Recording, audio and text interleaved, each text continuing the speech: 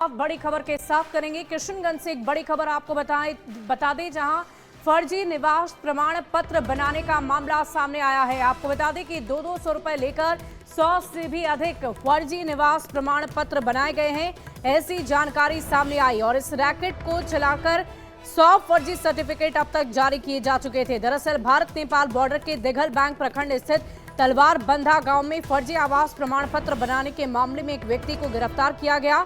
SP ने बताया कि तलवार बंधा गांव की 4 महिलाओं के संदिग्ध आवास प्रमाण पत्र की जांच में ये फर्जीवाड़ा सामने आया है। दिघल बैंक राजस्व अधिकारी ने पुष्टि की कि ये प्रमाण पत्र विभाग द्वारा जारी नहीं किए गए थे और इस मामले की जांच के लिए एक विशेष टीम का गठन किया गया। इसमें एसडीपीओ, डीएसपी, साइबर प्रभारी, डीईओ और कई थानों के एसएचओ शामिल थे। पूछताछ में आरोपी ने स्वीकार किया कि उसने पिछले 1 महीने में लगभग 100 फर्जी आवास प्रमाण पत्र बनाए हैं। वो प्रति प्रमाण पत्र 200 रुपए लेता था। आपको बता दें कि कुछ दिन पहले ही नेपाल बॉर्डर के सुखानी थाना में पहली बार फर्जी आधार कार्ड बनाने के मामले में एक शख्स को गिरफ्तार किया गया था, जिसमें कई सामानों की बरामदगी हुई। नकली निवास प्रमाण पत्र मामले में ये दूसरी गिरफ्तारी हुई है।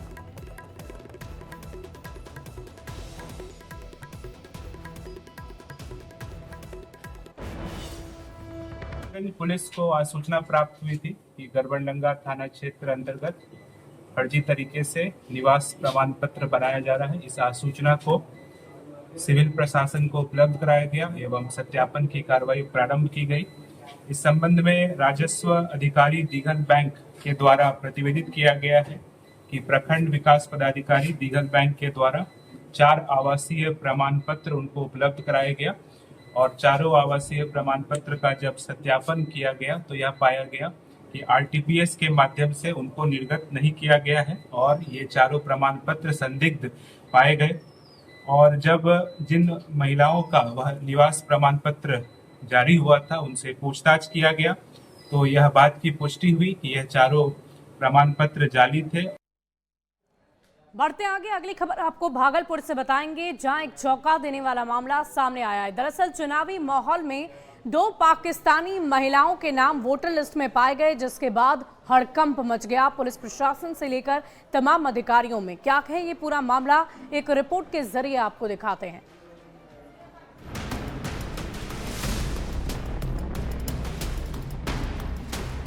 भागलपुर जिले के इशाकचक थाना क्षेत्र के भीखनपुर गुंटी संख्या 3 टैंक लेन की 2 महिलाओं की चर्चा इन दिनों तेजी से हो रही है। ये दोनों पाकिस्तानी महिलाएं हैं। इनका नाम है इमराना खानम और फिरदौसिया खानम। केंद्रीय गृह मंत्रालय की जांच में खुलासा हुआ कि ये दोनों महिलाएं वीजा अवधि खत्म होने के बाद भी भारत में ही रह रही थी। रिपोर्ट मिलते ही बिहार पुलिस मुख्यालय ने भागलपुर एसएसपी को जांच के आदेश दिए। जांच में सामने आया इन दोनों ही महिलाओं के नाम मतदाता सूची में भी जोड़े गए हैं। यहाँ तक कि इनके पास वोटर आईडी और इपिक नंबर भी मौजूद है। अब प्रशासन ने नाम काटने की प्रक्रिया शुरू कर दी। मेरा नाम फरजाना खानम है। हाँ। मैं बीकनपुर वार्ड नंबर 34 की हूँ। हाँ। ठीक है। हाँ। और मैं बीएलओ में कार्यरत हूँ और 268 नंबर मेरा बूथ नंबर है। ठीक है। मैं मदरसा इस्लामिया की टीचर हूँ और ये विभाग के जरिए हमारे पास लेटर आया। क्या लेटर आया था?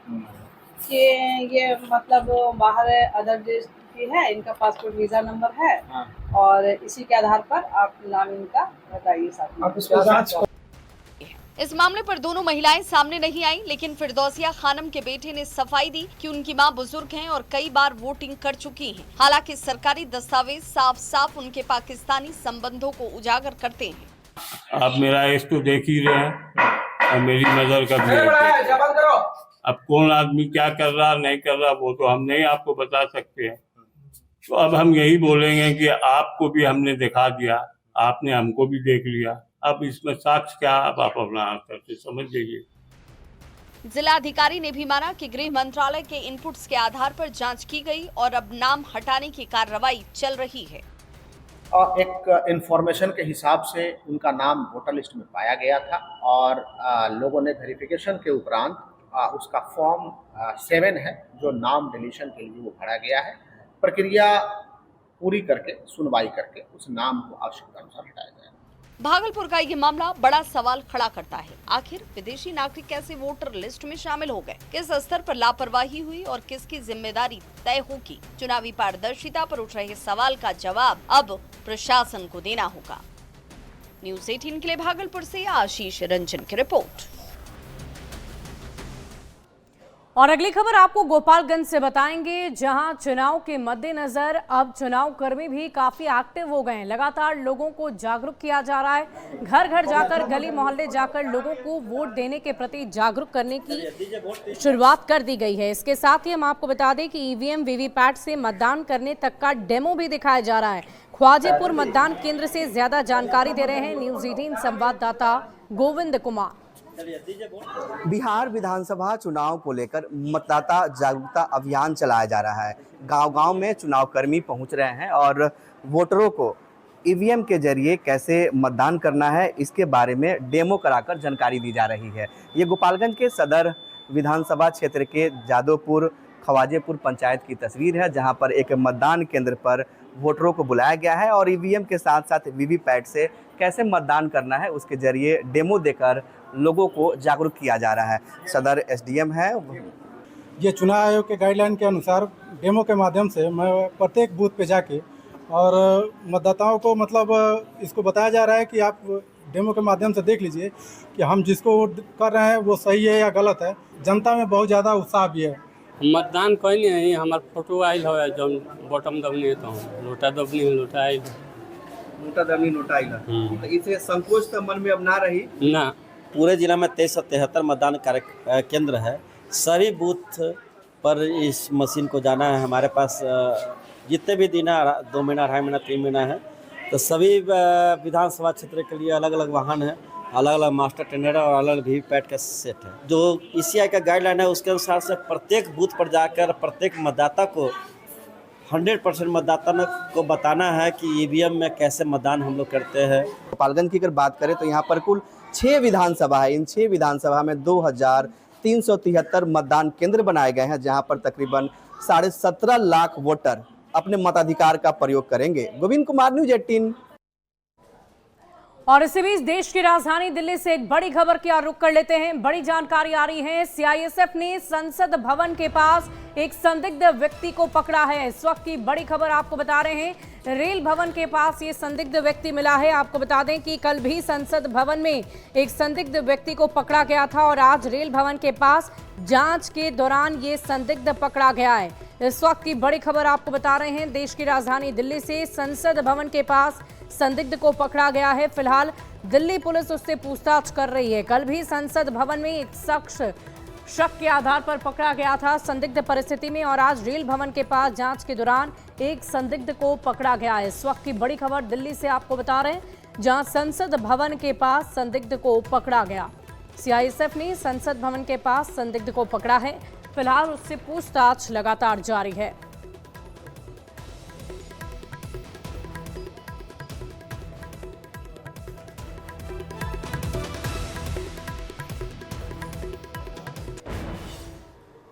और देखिए, देश के प्रधानमंत्री नरेंद्र मोदी इन दिनों चुनावी साल में लगातार बिहार का दौरा कर रहे हैं और कल भी जब वो बिहार आए तो अपने भाषण में उन्होंने बहुत सारी बातों की चर्चा की। और इसी बीच प्रधानमंत्री मोदी ने सीमावर्ती इलाकों में घुसपैठी की बात भी की और इसी को लेकर लगातार चर्चाओं का बाजार गर्म हो गया है।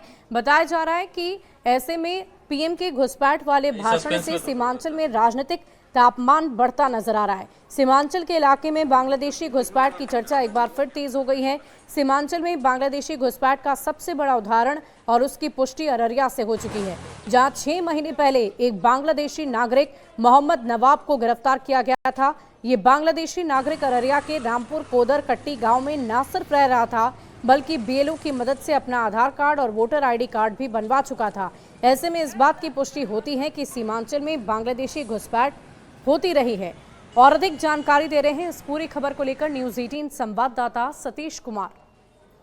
प्रधानमंत्री नरेंद्र मोदी ने सीमावर्ती इलाकों में घुसपैठ के मुद्दे को छूते हुए बदलते डेमोग्राफी पर चिंता जाहिर की है, जिसके बाद फिर से सीमांचल के इलाके में बांग्लादेशी घुसपैठ की चर्चा तेज हो गई है।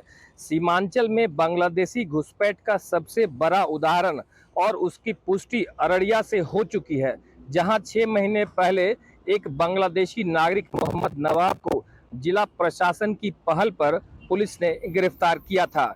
यह बांग्लादेशी नागरिक अररिया नगर थाना क्षेत्र के रामपुर कोदरकट्टी गांव में न सिर्फ रह रहा था, बल्कि बीएलओ की मदद से अपना आधार कार्ड और वोटर आईडी कार्ड भी बनवा चुका था। ऐसे में इस बात की पुष्टि होती है कि सीमांचल में बांग्लादेशी घुसपैठ तो होती ही रही है। ऐसे में एक बार फिर जो है प्रधानमंत्री नरेंद्र मोदी ने गया जी की सभा से खास तौर पर जो सीमावर्ती इलाके हैं उसमें बांग्लादेशी घुसपैठ की चर्चा करते हुए कहा है कि वो बांग्लादेशी घुसपैठियों को देश का भविष्य तय करने नहीं देंगे। प्रधानमंत्री द्वारा जिस तरीके से सीमावर्ती इलाकों में बढ़ते हुए डेमोग्राफी की चर्चा की गई है, घुसपैठ की चर्चा की गई है, ऐसे में सीमावर्ती इलाकों में राजनीति जरूर गर्म होती नजर आ रही है। सतीश कुमार, न्यूज़ 18 अररिया। और आइए अब आपको प्रधानमंत्री नरेंद्र मोदी का वो बयान सुनवा देते हैं जो गया जी में उन्होंने घुसपैठियों को लेकर कहा था और कैसे उन्होंने कहा था कि एक भी घुसपैठिए को यहाँ नहीं रहने देंगे, सबको बाहर निकालेंगे।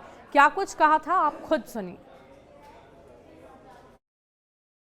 देश में घुसपैठियों की बढ़ती संख्या चिंता का विषय है। बिहार के सीमावर्ती जिलों में तेजी से डेमोग्राफी बदल रही है, इसलिए एनडीए सरकार ने तय किया है कि देश का भविष्य घुसपैठियों को नहीं तय करने देंगे। घुसपैठियों को बिहार के युवाओं के रोजगार नहीं छीनने देंगे। जिन सुविधाओं पर भारतीय लोगों का अधिकार है, उस पर घुसपैठियों को डाका नहीं डालने देंगे। इस खतरे से निपटने के लिए मैंने डेमोग्राफी मिशन शुरू करने की बात कही है। बहुत जल्द ये मिशन अपना काम शुरू करेगा। और इसी बीच बढ़ते आगे अगली खबर की ओर। दरअसल बिहार में विधानसभा का चुनाव है और इसी बीच आरोप प्रत्यारोप का दौर भी लगातार जारी है, बदस्तूर जारी है। और इसी बीच तेजस्वी यादव ने कुछ बयान देश के प्रधानमंत्री नरेंद्र मोदी को लेकर दिया था, जिस पर विवाद हो रहा है। और न सिर्फ विवाद हो रहा है बल्कि तेजस्वी यादव के खिलाफ अलग अलग जगहों पर केस भी दर्ज हो गए हैं। दरअसल महाराष्ट्र के गढ़चिरौली में और उत्तर प्रदेश के शाहजहांपुर में प्रधानमंत्री नरेंद्र मोदी के बारे में आपत्तिजनक पोस्ट करने के आरोप पर उन पर केस दर्ज हुआ है। आरोप है कि तेजस्वी ने प्रधानमंत्री मोदी के खिलाफ अभद्र भाषा का इस्तेमाल किया है और साथ ही साथ जनता की भावनाओं को आहत किया है। फिलहाल शिकायत के बाद मुकदमा दर्ज कर शाहजहांपुर पुलिस ने अपनी जांच पड़ताल तेज कर दी है। गढ़चिरौली में बीजेपी विधायक मिलिंद नरोटे ने एफआईआर दर्ज करवाई है। वहीं शाहजहांपुर की बीजेपी महानगर अध्यक्ष शिल्पी गुप्ता ने एफआईआर दर्ज करवाई है। शिल्पी गुप्ता ने कहा कि तेजस्वी यादव प्रधानमंत्री से माफी मांगे। प्रधानमंत्री आदरणीय मोदी जी के खिलाफ बिहार के पूर्व उप मुख्यमंत्री तेजस्वी यादव जी ने जो टिप्पणी की है, जो बेहद अमर्यादित है, बहुत खराब भाषा का प्रयोग किया है, जिसको लेकर हम भारतीय जनता पार्टी के कार्यकर्ताओं में बहुत ही रोष और क्रोध है, जिसको लेकर मैंने एक प्रार्थना पत्र दिया है और रिपोर्ट भी दर्ज कराई, मुकदमा भी दर्ज कराया है। मुझे लगता है उनको अपनी इस भाषा पर खेद प्रकट करना चाहिए और हमारे आदरणीय प्रधानमंत्री से माफ़ी भी मांगनी चाहिए ताकि आगे ऐसा कोई ना करे। और देखिए, तेजस्वी यादव के खिलाफ महाराष्ट्र और उत्तर प्रदेश में केस दर्ज हुए जाने के बाद जब तेजस्वी यादव से पूछा गया कि उस पर उनकी क्या प्रतिक्रिया होगी, तो उन्होंने साफ शब्दों में कहा कि हम किसी से नहीं डरते हैं। कटिहार में वोटर अधिकार यात्रा के दौरान उन्होंने कहा कि जुमला शब्द का इस्तेमाल करना भी अगर अभद्र है तो हम किसी से नहीं डरते, हम सच का साथ देते हैं, सच बोलते हैं। कौन डरता है? अब बताओ, जुमला बोलना भी अपराध हो गया है। तो आपने क्या ऐसी बात कह दी जिसको लेकर इतना महाराष्ट्र? अब तो जिन लोगों ने किया है वो लोग जाने। सच बोलने से ये लोग घबराते हैं। आपके समर्थक कहते हैं एफआईआर से डरने वाला नहीं है तेजस्वी यादव। एफआईआर से कौन डरता है? एफआईआर से हम लोग नहीं डरते हैं, सच बोलते हैं। लोगों को सच बोलने से तकलीफ होती है। वहीं कांग्रेस नेता शकील अहमद खान ने भी इस पर बयान दिया है। उन्होंने कहा कि क्यों ना हजारों एफआईआर हो जाए, इससे हमें कोई फर्क नहीं पड़ता है। हम बीजेपी के विचारों से लोगों को आजाद करवाना चाहते हैं और ये हमारा लक्ष्य है और इसीलिए इस वोटर अधिकार यात्रा में हम आगे बढ़ते रहेंगे, लोगों के बीच जाते रहेंगे। हजार एफआईआर हो जाए उससे क्या फर्क पड़ता है? जब जुल्म की दास्तान चलती है, ब्रिटिश साम्राज्य के जमाने में भी एफआईआर और जेल हुआ करते थे, अल्टीमेटली आजादी मिली ना, अल्टीमेटली लोगों को मुक्ति मिली ना। तो ये तो भारतीय जनता पार्टी का जो आइडियाज है उससे मुक्ति लेने का संग्राम की यात्रा एक तरह से आप कह लीजिएगा। कहीं पर जेल में डाल दें या कहीं एफआईआर करें, कोई फर्क नहीं पड़ता है। हम जिस मकसद के तहत निकले हैं वो मकसद हमारा कामयाब है। वोट की चोरी नहीं होने देंगे। और देखिए, इस वक्त राहुल गांधी और साथ ही साथ विपक्ष के कई नेता वोटर अधिकार यात्रा में अलग अलग जगहों पर पहुंच रहे हैं, लोगों से मुलाकात कर रहे हैं, उनसे बातचीत कर रहे हैं। इसी बीच राहुल गांधी की एक तस्वीर आई है मखाना किसानों के साथ बातचीत करते हुए, जहां उन्होंने मखाना किसानों से बातचीत भी की है और साथ ही साथ इस खेती के बारे में जानकारी ली भी और दी भी। हम आपको बता दें कि लोकसभा में विपक्ष के नेता और कांग्रेस सांसद राहुल गांधी, बिहार के नेता प्रतिपक्ष तेजस्वी यादव बिहार में वोटर अधिकार यात्रा कर रहे हैं और इसी दौरान कटिहार की ये तस्वीर है, जहां मखाना किसान समुदायों के सदस्यों से उन्होंने मुलाकात की है।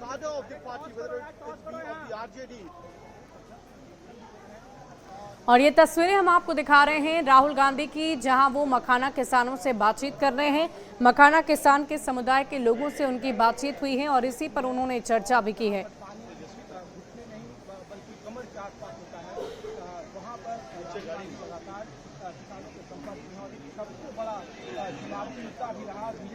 बढ़ते आगे, झारखंड में इन दिनों मौसम का मिजाज बदला हुआ है और लगातार हो रही बारिश की वजह से अब त्रासदी की तस्वीरें भी सामने आ रही है, बर्बादी की तस्वीर सामने आ रही है। जगन्नाथ मंदिर के आगे की सड़क भी टूट चुकी है, दरार आ चुकी है, यहाँ तक कि गार्ड वॉल भी टूटकर गिर चुका है, जिसकी वजह से परेशानी और ज्यादा बढ़ गई है। ऐतिहासिक जगन्नाथ मंदिर के सामने की सड़क पर बड़ी सी दरार आ गई है और इसी की वजह से गार्ड वॉल भी गिर गया। मंदिर परिसर में श्रद्धालुओं की गाड़ियों के आवागमन पर रोक लगा दी गई है। साथ ही मंदिर प्रबंधन ने प्रशासन को त्राहिमाम संदेश भेजकर सड़क को बचाने की लोगों से अपील की है।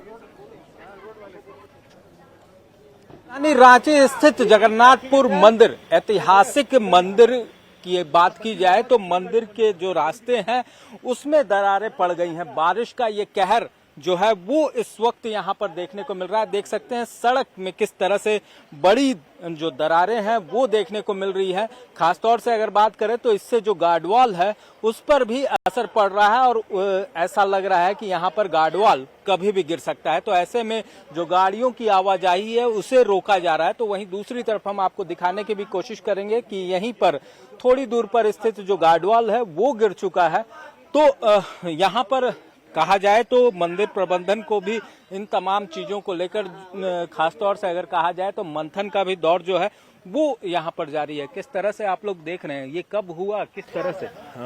विगत कई दिनों से तो भारी बारिश हो रही है और भारी बारिश के कारण चूंकि जगन्नाथ मंदिर चट्टान माने पहाड़ के ऊपर है, मिट्टी का पहाड़ है।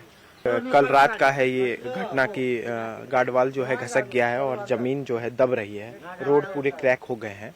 साथ ही साथ बगल के जो गार्डवाल हैं वो गिर चुके हैं।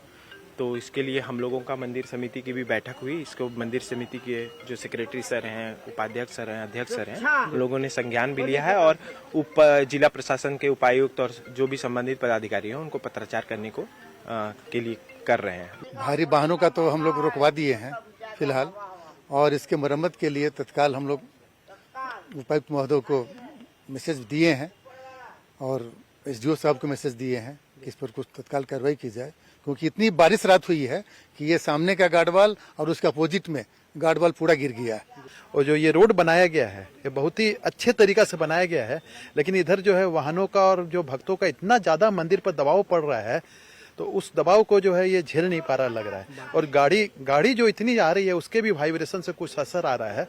अभी हमने खुद ये पूरा एरिया को भ्रमण करके जो देखा है, ये गार्ड वाल नीचे से जो है दरकना शुरू हो गई है और हमें डर लग रहा है कि कहीं ये मंदिर के अस्तित्व के लिए तो खतरा न बन जाए। तो प्रशासन से मेरा यही अनुरोध है कि तत्काल इसको संज्ञान में लेके इसको सही कराने का प्रयास करें, क्योंकि गार्ड वाल नीचे से पहले प्रॉपर तरीका से उठाना होगा। उसके रोड जो है इतने लंबे एरिया में जो दरार पड़ी है इसको सही कराना तुरंत जरूरी है। तो कभी भी बड़ा हादसा हो सकता है, जिस तरह की घटना यहाँ पर न हो, इस अनहोनी को देखते हुए फिलहाल यहाँ पर गाड़ियों का जो आवागमन है उसे रोक दिया गया है। मंदिर के नीचे ही तमाम गाड़ियों को रोका जा रहा है ताकि ऊपर कोई गाड़ियां ना आ सके, ताकि जो यहाँ पर श्रद्धालु हैं और मंदिर को किसी तरह की क्षति न पहुंचे। कैमरामैन संजीव तिवारी के साथ ओम प्रकाश, न्यूज़ 18 रांची। और अगली खबर आपको हिमाचल प्रदेश से बताएंगे, जहां पर भारी बारिश की वजह से भयंकर तबाही की तस्वीरें सामने आ रही है। सड़कें बिखर चुकी हैं, टूट चुकी हैं, बर्बाद हो चुकी हैं। यहां तक कि एक भयावह तस्वीर हम आपको दिखा रहे हैं। अलग अलग घाटी की एक जैसी ही तस्वीर है और इसी बीच एक खौफनाक तस्वीर सामने आई जखड़ेल गांव से, जहां बारिश से सड़क बह गई। गाड़ी को रेस्क्यू करने की तस्वीरें सामने आई है। तार स्पिन के जरिए गाड़ी को सड़क से निकाला जा रहा है। गांववासियों की मदद से इस रोड से गाड़ी को निकाला जा रहा है। तस्वीरें हम आपको दिखा रहे हैं कैसे इस गाड़ी को बाहर निकाला जा रहा है, रेस्क्यू किया जा रहा है। तस्वीरें देखिए, कितनी भयावह तस्वीर है। नीचे खाई है और ये गाड़ी वहां पर अटकी हुई है। तार स्पिन के जरिए इस गाड़ी को निकालने की कवायद लगातार जारी है। लग घाटी की ये तस्वीरें हम आपको दिखा रहे हैं। कुल्लू में बारिश के बाद हालात काफ़ी ज़्यादा भयावह और ख़राब नज़र आ रहे हैं। त्रासदी की ये तस्वीरें अलग अलग जगहों से लगातार सामने आ रही है।